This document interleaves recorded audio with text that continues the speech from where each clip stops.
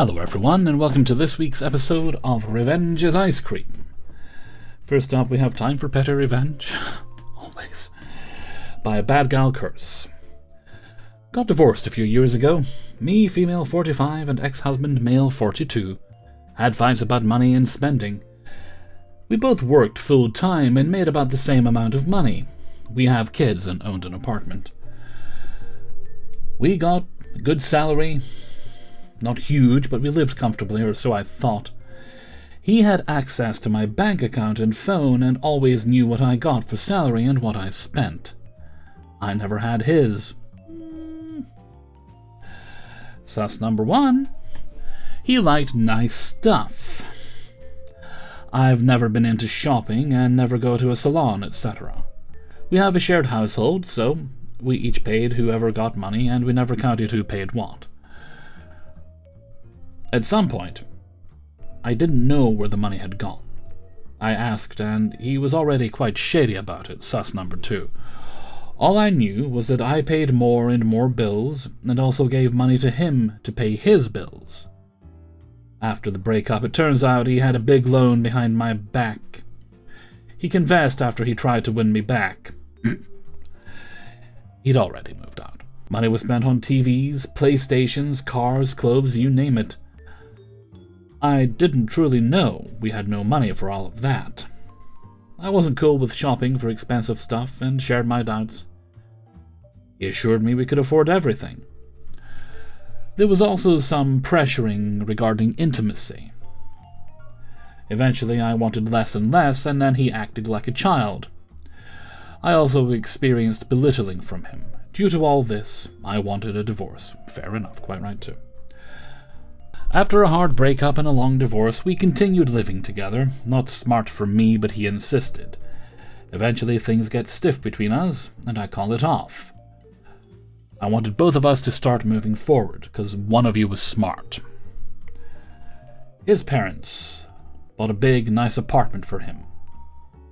And for the kids. We shared custody equally. They also made a full, all-paid renovation.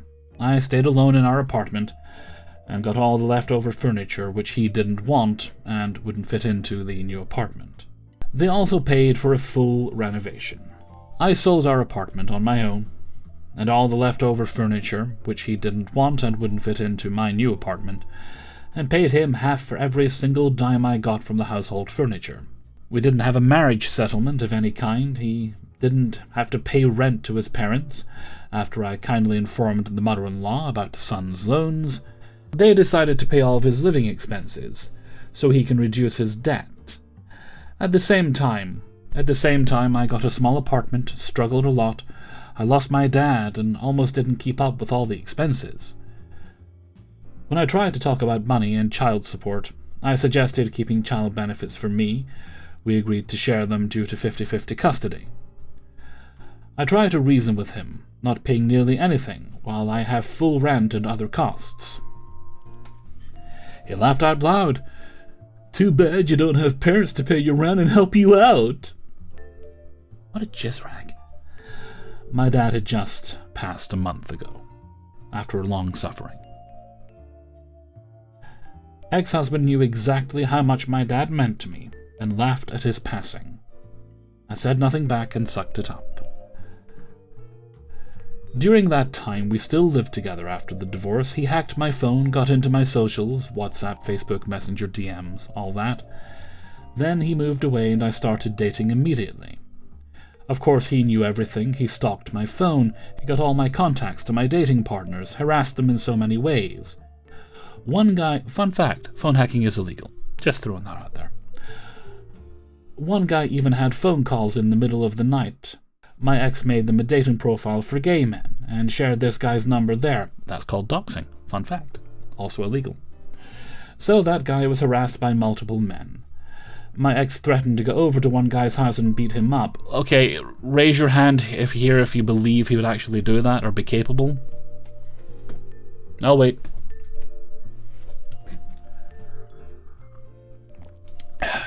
Oh, no one. Okay. He looked up their address and all. Called him several times, night and day. Then I found out the phone was hacked and got him out of my apps, changed my passwords, etc.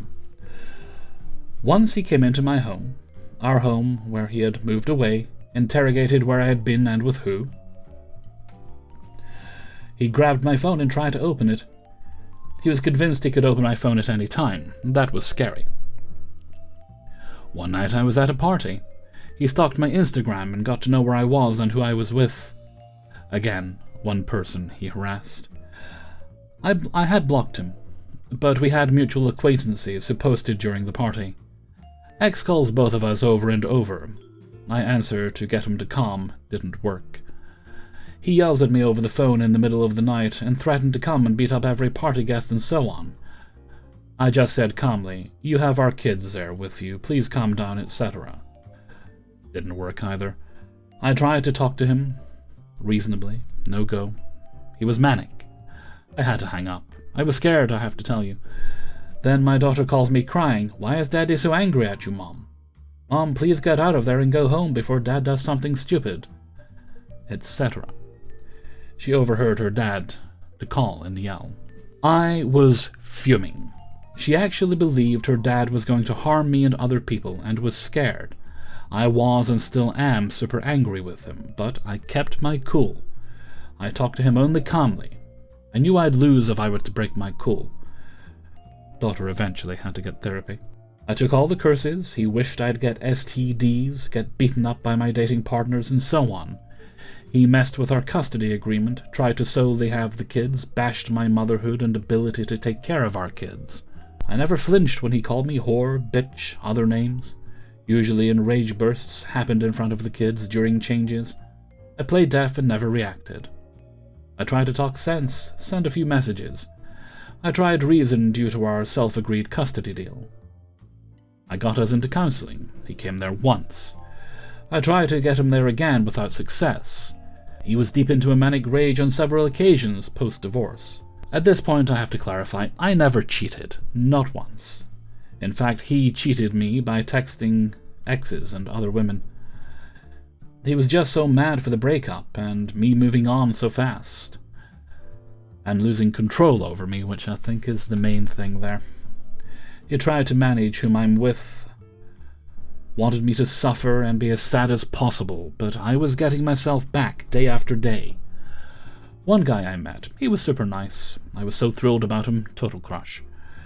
Got scared and angry about my ex harassing him and stopped dating me, all because of the drama. I was angry, but I never let my ex know anything about my feelings. I buried everything and kept my mouth shut. He even harassed my current boyfriend.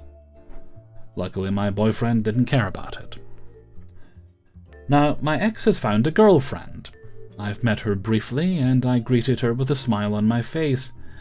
They're dating now for about 6 months. He's calmed down, not all the way yet, but better. I sucked it up for so long. He called me horrible names. I had PTSD due to his harassment. He made fun of my boyfriend and was so disrespectful all this time. I cried and was sick of him so many times. All the pain he put us through, especially our kids. I was like a living doormat. All for being the bigger person and keeping him in his children's lives at any cost. Even my own sanity. And the chance to ever find happiness. I've never been petty. I always think it's not worth revenge. I'll add something here. If somebody is acting the way your ex was, or just any situation, if you're continually being harassed by someone, revenge can be a useful tool if you've exhausted legal avenues. Give someone a mental slap in the face and make them think again. It can be useful. Now, I think I deserve it. Nobody can know anything. It has to be something I never tell anyone, and I'll keep the secret to my deathbed. That arrogant pig is going to meet his karma by me. Update. This happened a few years back. Now the situation has changed a lot. I got sole custody after an outburst at the kids' school event by him. He shouted, cursed, and was fuming, and other people called CPS. He had a full-blown manic tantrum. Kids were scared and cried and ran away from their dad. People were around and started to pay attention to us. I tried to calm him down like usual. We had to go to CPS and speak about the situation. He, the ex, was furious because I wanted him to co-parent peacefully, and he wanted sole custody, but done nothing to prove he deserves it. I said, not over my dead body. I said, this has to end. His rage against me is bigger than the children's well-being. After the meeting with CPS, I arranged an official custody meeting. There he wanted to part away from the 50-50. He wanted every other weekend, and I agreed. He didn't want to sign the official child support agreement, so I went to court.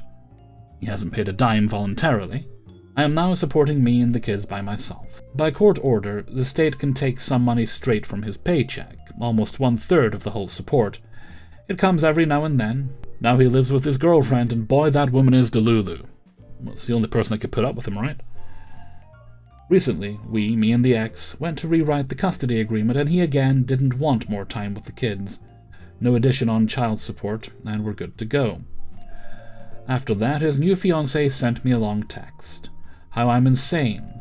How can I ask for child support from the dad who struggles to pay our debts? She accused me of sinking him into a deeper and deeper struggles, and I have no consideration for him. He co-pays her house loan with her as rent. She's mad that I make him pay. And in the same sentence says, of course child support must be paid. I noticed her. I don't make him pay, it's a judge's order. She stated my money should be spent on kids, like I don't. They have electricity, food, every year, fitted clothes, toys, hobbies, etc. Kids have to have more hobbies, and I should take them traveling with all the money I get from him in this state. Note to self, travel more. She also said the kids aren't well raised, and we both, my ex and I, made stupid choices about parenting the kids and dealing our money arrangement in marriage. Our kids aren't well raised because we had no strict house rules. Kids can eat any time of the day when hungry, and we don't follow a planned work-to-do list. I buy all snacks, and the kids need to earn every penny for their candies and snacks on weekends. This was also his parenting plan before they met. She has new, stricter rules, and that's fine. Our kids are very normal, and I teach them to show their feelings, even the bad ones.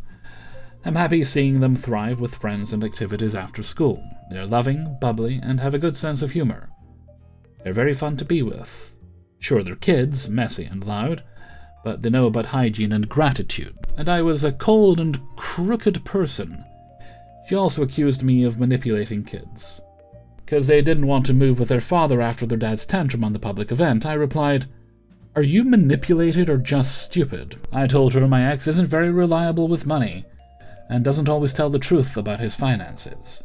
I was not in any part of the loans he took behind my back, and he never told me about the money struggles during our marriage like he should have done. I do with my kids anything I want, and she has no say about it. This is a short version about the texts, but she was fuming about me saying she is stupid. Too bad. Blocked. Now, he doesn't pay full child support, doesn't always take the children to his parenting times, and proceeds to lie everywhere. I showed her texts to my ex-mother-in-law, and the new partner doesn't like that. Ex-mother-in-law wasn't pleased, but they can do nothing. This is just venting. Those years after the divorce were dark times, and I wonder how I'm sane nowadays. Update 2. After the divorce and my father passing, I went no contact with my sister. Yeah, I've done that too. I inherited little money, got another degree, and am now moving together with my boyfriend of 3 years. Me and baby daddy are very minimal contact. Our kids do not want to visit their dad's house.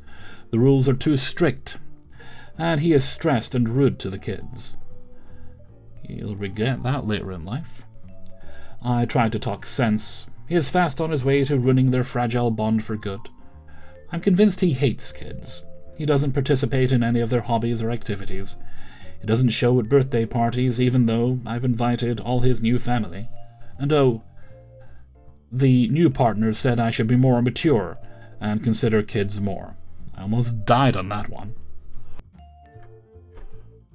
Alright, story number 2 is Absentee Boss wants me to increase the daily order against my suggestion. You got it. By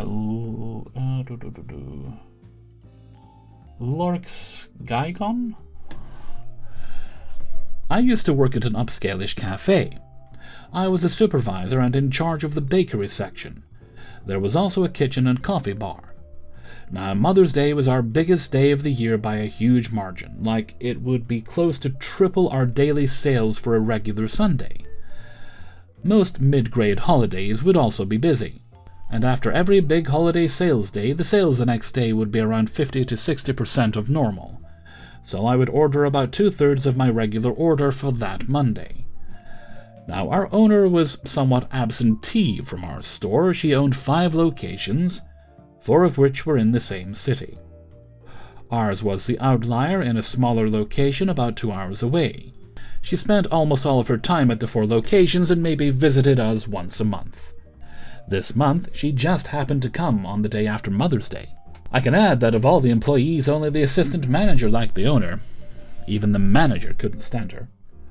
She saw that my bakery case was somewhat low and asked why. I explained that the day after holidays was always slower, and I ordered less because I didn't want to waste money.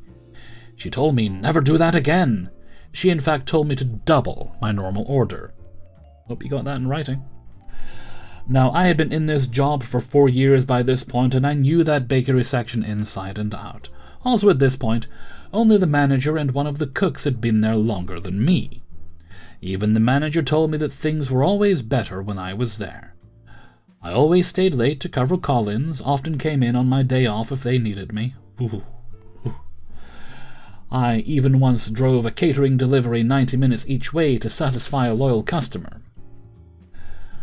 I told the owner that today was a special circumstance and that doubling the order would lead to a lot of food waste, and recommended that we not do it.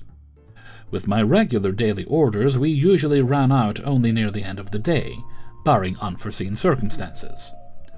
Like someone coming in and doing a big pastry order without notice. This was from a lot of trial and error over the years, and I changed my order up whenever things looked like they were changing. But she insisted, even after the manager told her that our regular order was fine. I tried again to tell her, and she just told me to do it. My manager also said it by that point, so I did it. Hey, they're the boss, right? I doubled my regular order. After about 2 weeks, she emailed me and asked why we were throwing out so many pastries every day. I told her that she told me to double my order. At that point, my boss said she wanted to fire me. Yeah, don't use their words against them. How dare? My boss convinced her that she needed me to help run the store, which she probably did. So I wasn't fired, but I lost my position as bakery lead. I was still a supervisor who mostly worked the bakery section, but I no longer ordered product. Still with the same wage, but I was switched from mostly mornings to mostly nights. Mostly. While I did miss my morning regulars, I also enjoyed making the same money for less responsibility. Yeah, it's basically a reward. About 6 months later, the manager quit to go back to school, and the place went downhill fast. As I said, everyone working there hated the owner except the assistant manager, who had quit about a month before this for a new job. As soon as this happened, I started looking for a new job, even though I hated changing jobs. So did a number of others. Everyone was loyal to the manager, nobody to the owner. I took a supervisor job at a nearby restaurant and never looked back. I'm told by some co-workers who are still there that it became difficult to get through the day without me and the manager there, and we lost lots of sales over the year before they started picking up again. Well, at least they figured it out, I guess. And the third story today is Don't Recognize My Work? Have Fun Having No Cake Decorator During Graduation Season by Chaos Rising Book. I've been an assistant deli and bakery manager for over 6 years.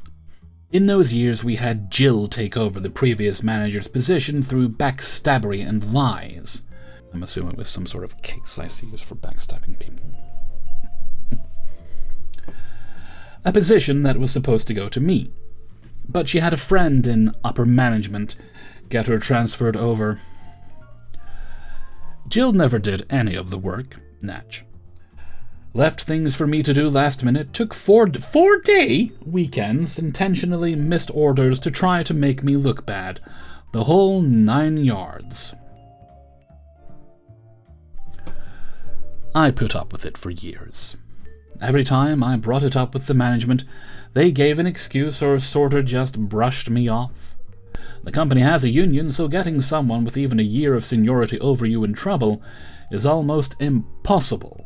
I was doing more and more of the work, making sure orders went off on time, fixing ones she would forget or mess up. I'm guessing that was a lot of them. Covering shifts, calling people to come in if she intentionally underscheduled us. Training, a headache. During this time I got married. Congratulations. Which she tried to deny me my vacation time to do. Oh, hell no.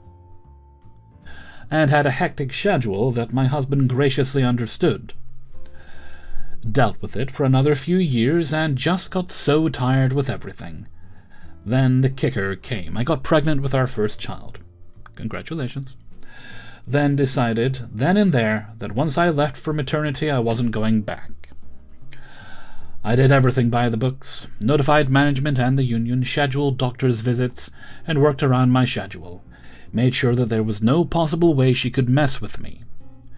Once I heard the due date, I grinned a maniacal smile deep in my soul. April, right before the busiest time for any dairy and bakery. Graduation. When you're in a town with 3+ colleges and 4 high schools just in a 10-mile radius, you get a lot of orders to fill. I even had a reputation for color matching certain school colors and doing cakes last minute. On any given day for those months, you could have anywhere from 15 to 150 cakes going out in a weekend. So much icing.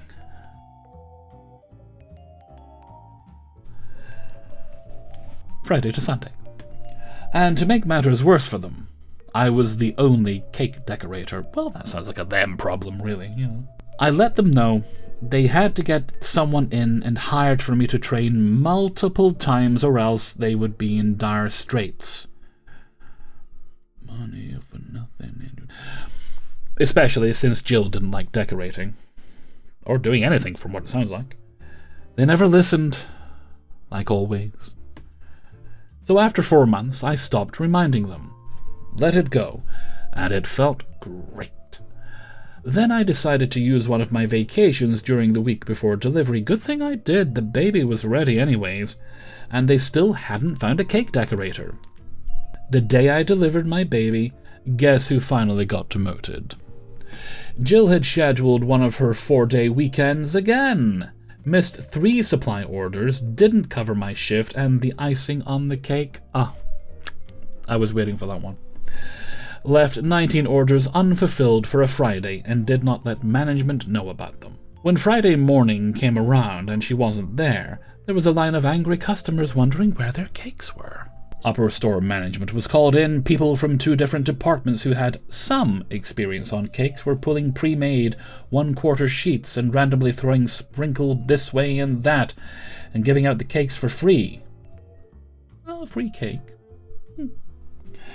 Over $1,000 in products having to be given to customers for free. Apparently this also happened on the day the district manager was set to come in and do a tour to make sure things were set up for graduation. Needless to say, she was demoted and moved from the department the very day she came back in the store.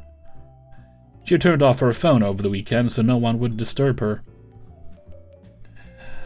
I only know this because they called me to see if I could come back a day or 2 from my vacation to fix everything. They hadn't known I had the baby yet. Just thought I was still heavily pregnant. Still a bunch of wankers. I've now been 6 months as a stay-at-home mom and cannot be happier without all the stress from there. They still ask if I want my old job back when I grocery shop there. It must be fun being able to just rub it in. But I just smile and tell them, no thank you. Although I do miss some of my coworkers. Now I get to raise an amazing little boy and bake cakes for the fun of it now. Update. Wow, I was not expecting any of this, really. Thank you for the validation. Here's a few things to clear some things up for everyone. One Jill got demoted. She is now a produce clerk and is not allowed anywhere near the bakery deli and took a massive pay cut, as well as a massive ego cut. 2. It did not cripple the whole store. It just made a department almost a living nightmare for the management for the weekend. And now they have their retired cake decorator in on weekends to do cakes until they can find someone else. I hope they're making them pay extra for it. 3.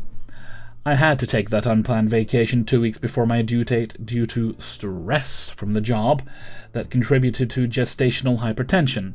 Baby came out alert and happy. Heart rate got to 168/98 though. 4. Do I in no way, shape, or form blame the union or upper management for any of it? When 2 people are constantly issuing complaints to HR, the truth gets muddled. Yeah, but it is up to HR to investigate though, isn't it? It did not help that the store went through 6 store managers while I was there, and the union did what they could, especially when it came to her trying to mess with my vacations, paid holidays, and days off, especially my wedding. 5. Doormat? No. I called her out on things all the time, which is why she was out to get me at any chance. I even had my staff stand up for me when I wasn't there, and she's tried to take credit for things I did. Paper trails were made, and I followed procedures for reporting things to the letter. 6. Did I intentionally leave innocent bystanders to have no cake? I mean, cake's awesome, but, it's not the end of the world. No, I warned management. They dragged their feet. I warned my customers. They still chose to go there. I did more than my fair share. Also, you were about to have a baby, not your problem. Fuck 'em. Update 2, is this still going? A little more. 1. I don't plan on opening a bakery anytime soon. There are 5 currently in my little town. You want to pit them against each other, and when they've all destroyed each other, then you open your bakery. 2. Baby is amazing and healthy. He's topping the charts in the 99th percentile all over. 3. I wish this story was made up, but it's not. I've left out why would people think it's made up. It sounds perfectly plausible. I mean, the only way I could think someone would think it's not made up would be if they've never worked with an absolute nightmare of a human being before, but most of us have. I left out numerous things on what she did that could have gotten her fired or demoted sooner if she didn't have someone backing her as long as she did. 4. She got multiple warnings, but by the time she would do another mistake, a new manager would come in, which made it last way longer than it should have. 5. My writing style? Très magnifique. It's all my own. Is it difficult to read? Nope. English is my first language, and only, but everyone knows that's a language in 5 multiple different languages in a trench coat pretending to be one accurate. We just steal bits from other languages and call them our own.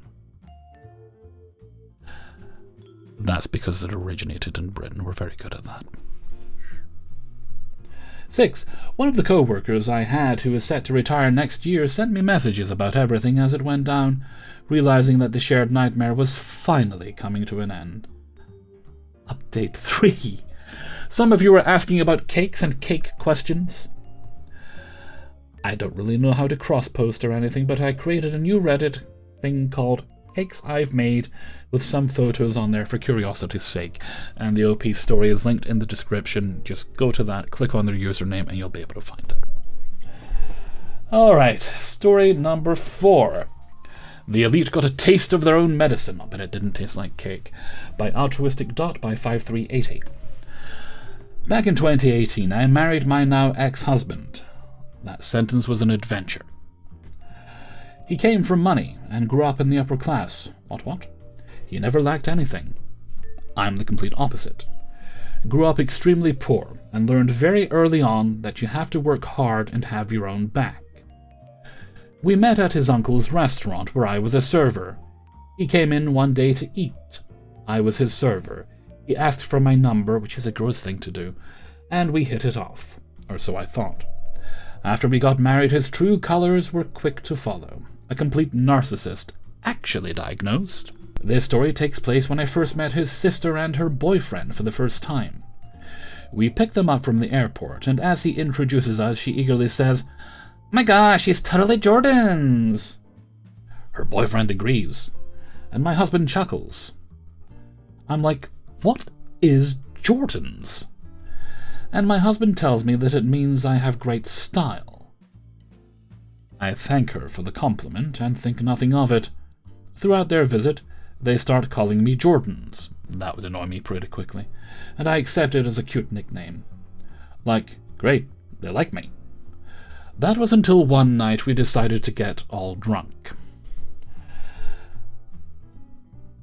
We popped open some wine, and we drank more and more. They started commenting on how shitty and cheap my wine was. No one's making them drink it.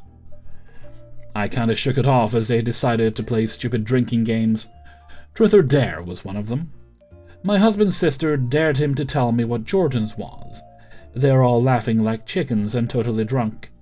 He says, "Jordan's is the name we give homeless people who have swag." I was completely dumbfounded as they all burst out into more laughter.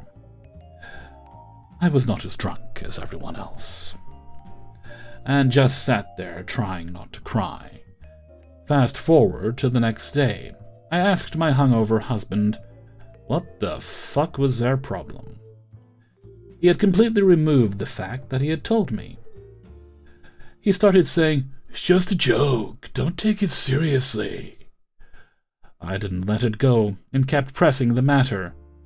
He finally told me, "I may have told them about your upbringing and how you're not like us, just to prepare them." In fairness, when the rich folks do meet us poors, it can be a bit of a shock to them.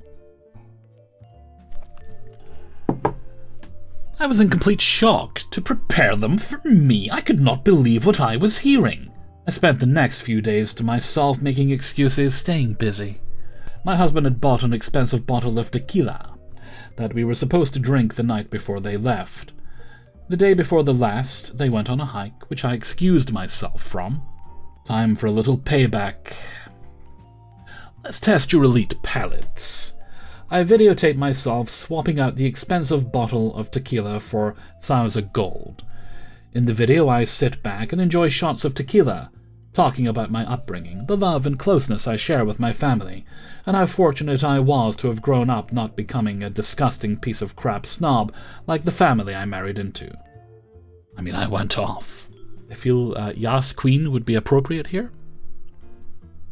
Yas Queen, I'm going for it.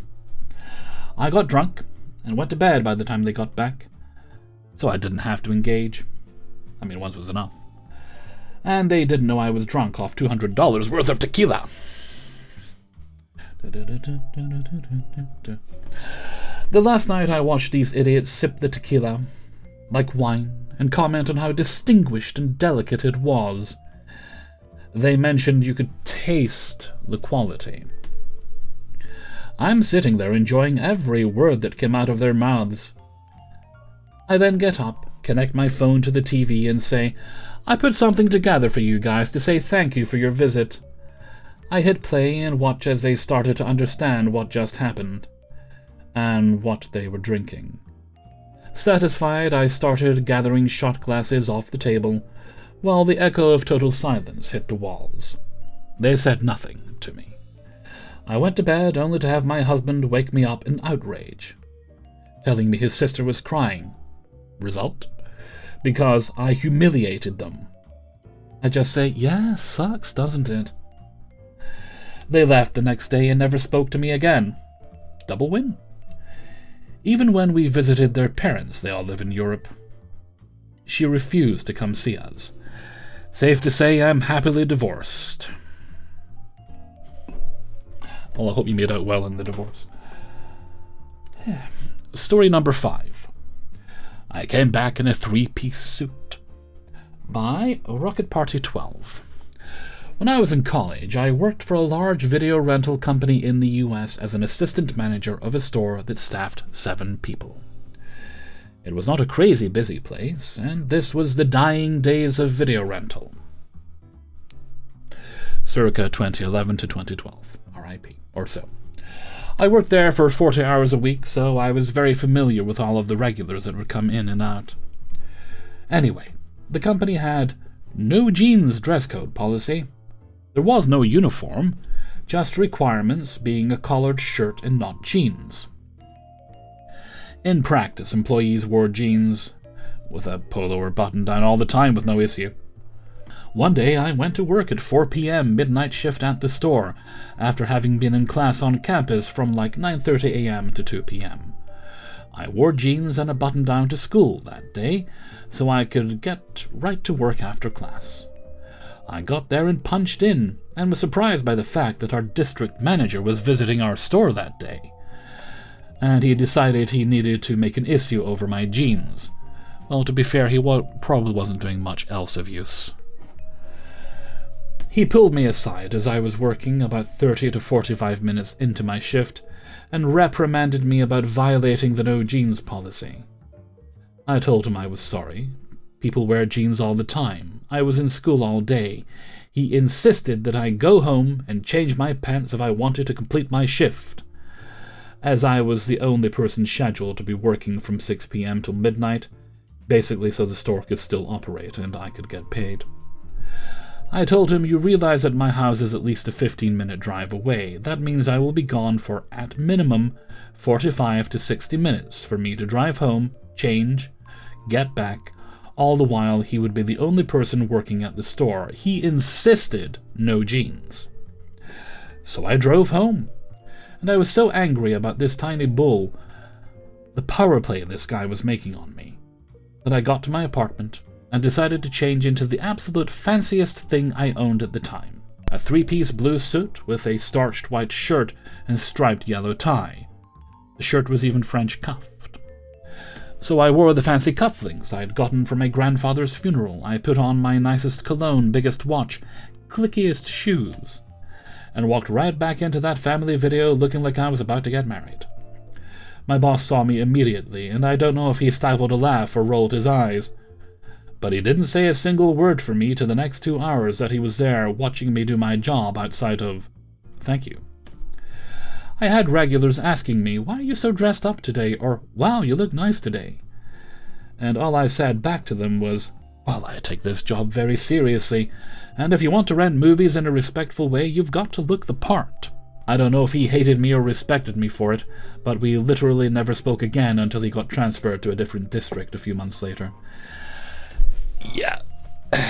Sadly, retail in all its forms is filled with petty dictators. I remember once they would occasionally do this thing. They'd send someone in to test you if you were going through the correct procedure buying alcohol. And if you got it right, you got a reward. It was like a £5 voucher or something. I never shopped there. I'd always refuse the vouchers when I passed. And one day, they came in, I passed the test, and I knew I'd passed the test. But the shop was very busy at the time. So they come up while I was busy serving multiple customers, one after the other, and tried to give me the voucher, and I was in the middle of a sale, so when they tried to hand it to me, I just said, "No thanks," and I got back to work, because my priority is to work. Oh, apparently that offended this bitch's delicate ego. Frank, his name was. Or was it Brian? Brian or Frank? We were both a couple of losers. I know one of them used to, this is completely irrelevant, but I think one of them, Brian, that'll have been him. He used to apparently impersonate George Michael. I like George Michael. I did not like Brian, because he was an absolute loser of a human being with a fragile little ego. So I got pulled into the office, and this is a part that still annoys me to this day. I was surrounded by people. The door was being blocked by the supervisor, which, not appropriate. And I was asked if I liked my job. That conversation did not go the way they expected, and when they realized I wasn't going to kowtow to them, I was just told I could go back to work. But I never forgot it, and there was always an edge when I spoke to that guy ever since. People gonna people. And that brings us to the end of today's video. Big thanks to everyone who allowed me to use their stories. If you'd like to support the channel, you can do so by signing up for my Patreon, linked in the description. $1 or more, whatever you feel like a month, gets you early access to the videos on Monday. There is also a link to my merchandise store on Teespring. And if you need to contact me for any reason, that's kingofthecities@gmail.com. That's written out down in the description if you need to see how it's spelled. If you need to contact me for a birthday shout-out, if you have a story to send in, always welcome. Or if you have business inquiries, that's how you reach me for that. Anyway, that's how you get me there if you need to. think that's everything for now. So until next time, thank you very much for watching. I know I've not been doing the questions of the day right now. It's just these videos are getting put together at the end of the week very quickly, just because stories aren't coming in great. I'm currently trying to get my next voice acting gig as well. So until next time, thank you very much for watching, and take very good care of yourselves.